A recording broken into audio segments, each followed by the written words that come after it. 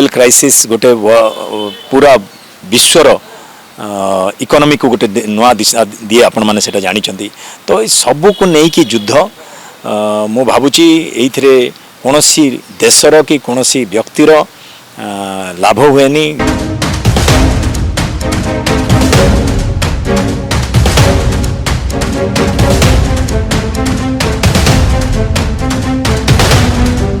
America उपरे गोटे बम पड़लानी कि अमेरिका उपरे गोटे भी बम पड़नी अमेरिका उपरे किछि हेइनी से माने दूर रही कि मजा देखुचंती।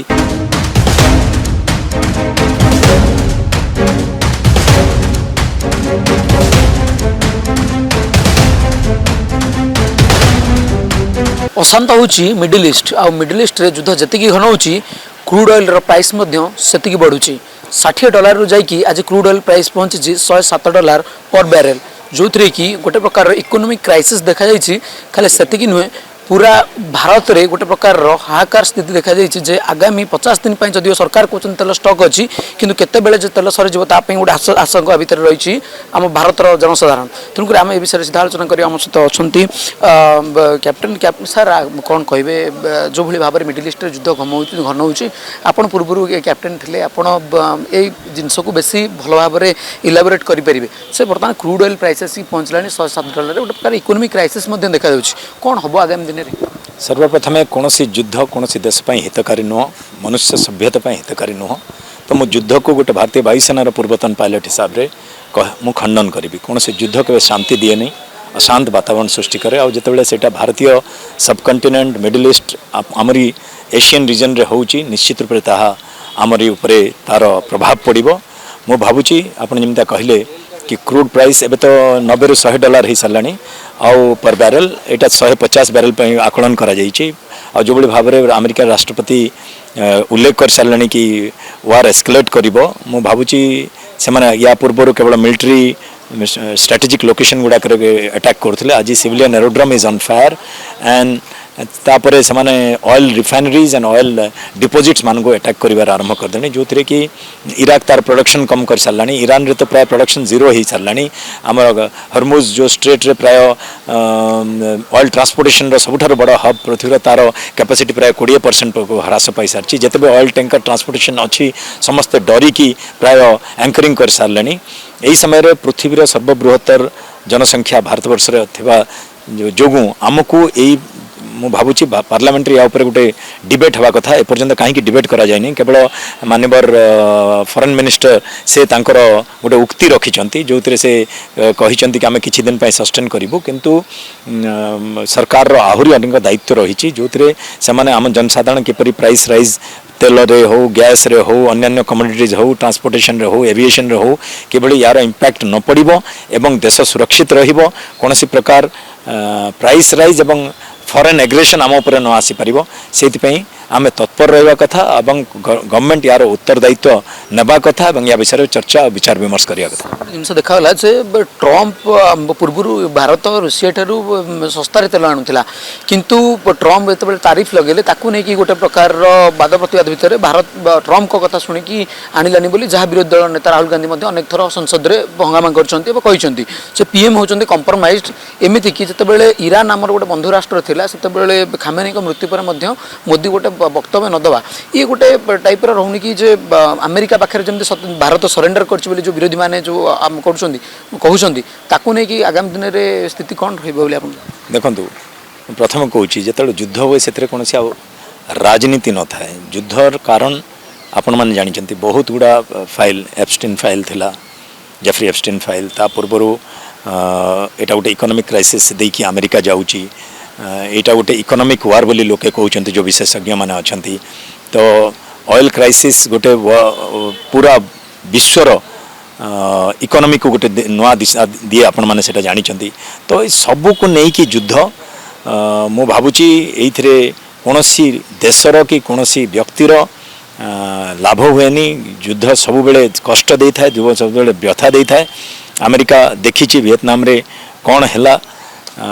आगामी दिन भी जो जगह युद्ध घटी से दुख ही पहुँची तो मु भावुची भारतवर्ष एत बड़ गणतंत्र आम देश फ्लोर ऑफ द हाउस रे पार्लियामेंट रे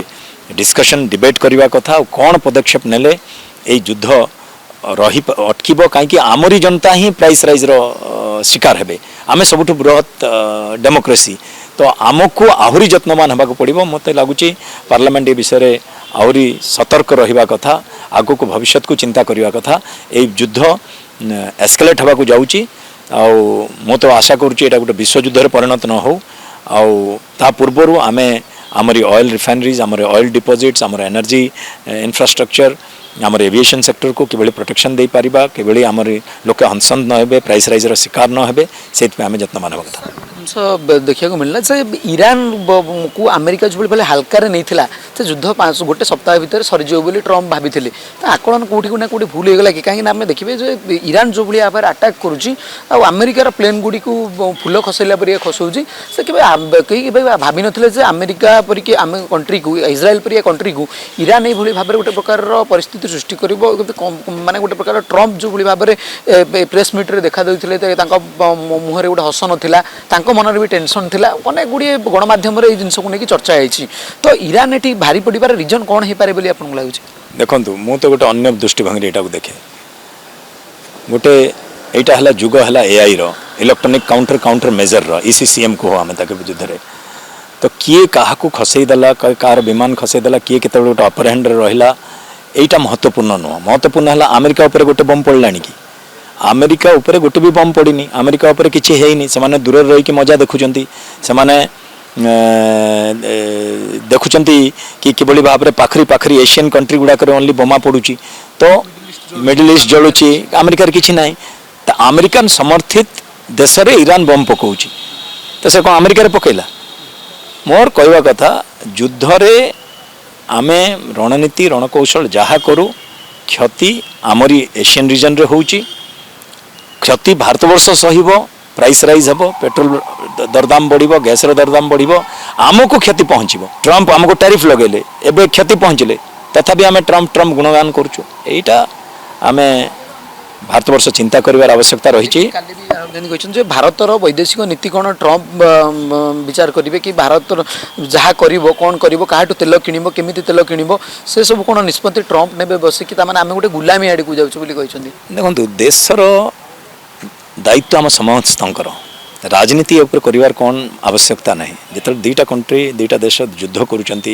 पाख आखिर एत कंट्री एफेक्टेड होती वर्ल्ड रे गोटे इकोनॉमिक क्राइसिस होगा जाऊँगी यही समय रे आमे किभली भाव रे